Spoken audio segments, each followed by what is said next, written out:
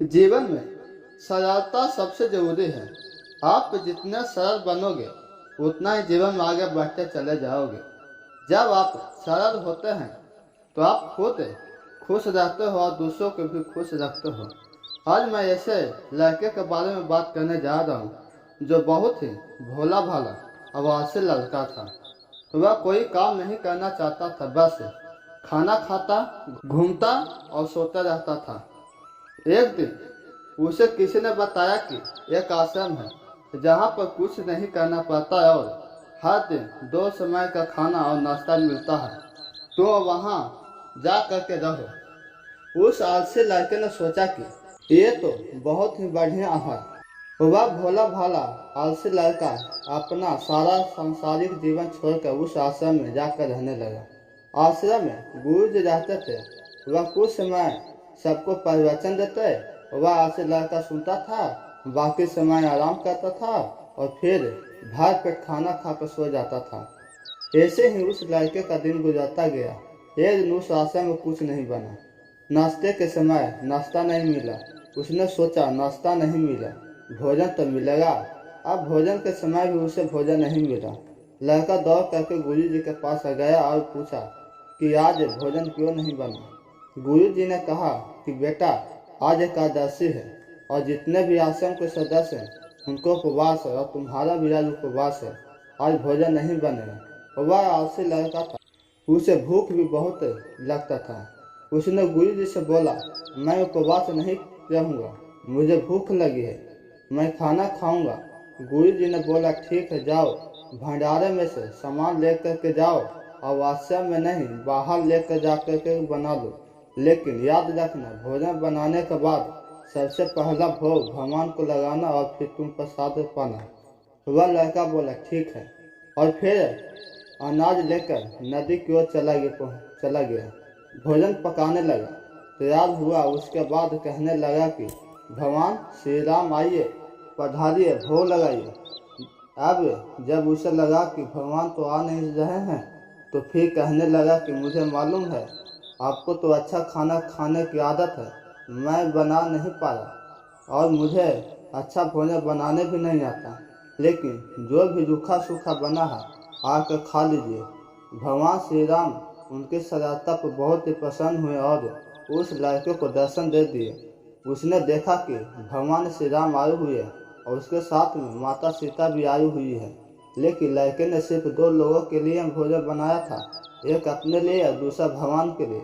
अब क्योंकि भगवान के साथ सीता माता भी थे, तो उसने उस भोजन को माता सीता और भगवान के सामने ग्रहण करने के लिए रख दिया।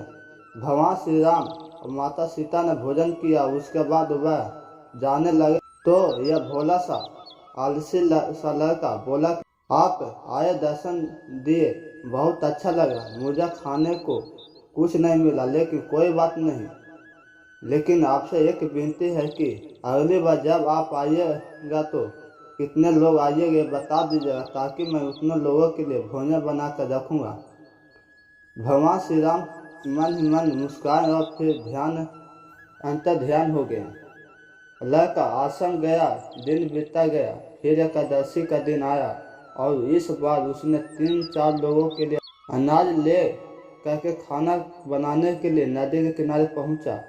बड़े प्रशंसा से भोजन बनाया और इंतजार करने लगा कि प्रभु आइए और भोग लगाइए। इस बार लड़का देखता है कि भगवान श्री राम पूरा राम दरबार देख करके आए हैं, जैसे माता सीता, लक्ष्मण, भरत, हनुमान जी और सभी लोग आए हैं। लड़के ने 3-4 लोगों का भोजन बनाया था। इस बार भी भोजन कम पड़ गया। लड़के ने निराश होकर भोजन को प्रभु के आगे रख दिया। उन्होंने भोजन किया और फिर चले गए। इस बार भी लड़का फिर से भूखा रह गया। जब अब लड़का फिर आश्रम गया, दिन बीतता गया और एक दिन एकादशी का दिन आया और इस बार गुरु जी के कहने लगा कि गुरु जी, मुझे इस बार थोड़ा ज़्यादा अनाज चाहिए। गुरु जी सोचने लगे कि यह इतना सारा अनाज का कहता क्या, कहीं से बेचता तो नहीं। फिर उन्होंने कहा कि ठीक है, भूख से परेशान रहता है।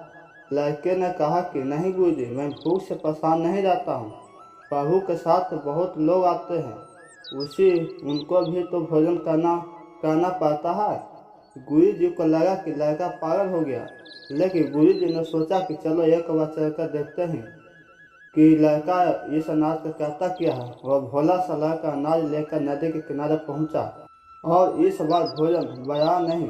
उसने सोचा कि प्रभु हर बार ज़्यादा लोगों को लेकर आते हैं, इस बार जितने भी आएंगे खुद बना के भोग लगा लेंगे।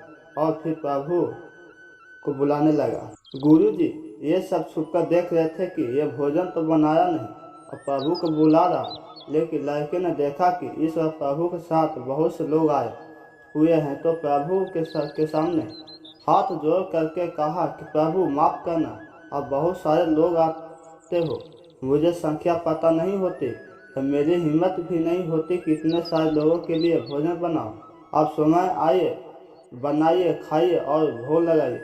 प्रभु मुस्कुराते हैं और अपने साथ आए सभी लोगों के साथ मिलकर के भोजन बनाते हैं। गुरु जी ये सब छुप करके देखते हैं और फिर लड़के के पास आ करके कहते हैं कि तुम यह क्या कर रहे हो। लड़का कहता है कि गुरु जी आपको दिख नहीं रहा कि भगवान श्री राम पधारे हुए हैं, माँ सीता आई हुई है और हनुमान जी आए हैं और भी सभी लोग आए हुए हैं, भोजन बना रहे। गुरु जी ने बोला कि पागल हो गया क्या, मुझे तो कोई नहीं दिख रहा। लड़का गुस्सा हो गया, बोला प्रभु आप ये क्या कर रहे हो, एक तो मुझे भूखा रखा है और गुरु जी को दर्शन नहीं दे रहे हो, तो मुझे पागल समझ रहे। कृपा करके गुरु जी को दिख आओ।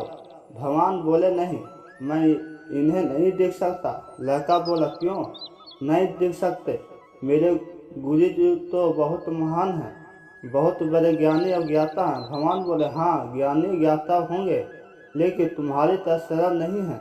जो सरलता तुम में है वो तुम्हारे गुरु जी में नहीं है। लड़के ने यह बात गुरु से कह दी कि भगवान श्री राम कह रहे हैं कि आप सरलता नहीं है, आप मेरी तरह सरल नहीं हैं, इससे आपको नहीं देख सकते।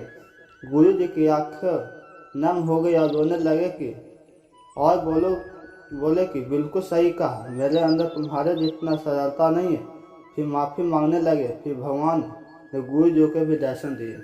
अतः यह कहानी आपको अच्छी लगी तो वीडियो को सब्सक्राइब और कमेंट में जरूर लिखें। अच्छा लगे तो हाँ, नहीं लगा तो ना।